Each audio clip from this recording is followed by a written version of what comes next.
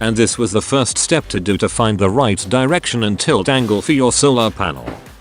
The next step is to find your solar noon.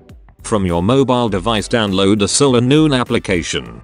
Or from your computer, browse for a solar noon calculator and print a solar noon calendar. You find links on this video description below.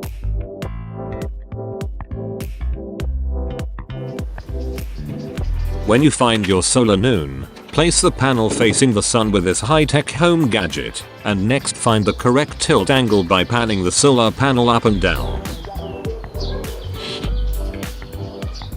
You achieve the right position of your panel when the lid shade disappears by itself completely. Depending on your region, you can do this 2 times in a year, on March or April for the summertime, and September or October for the winter solstice.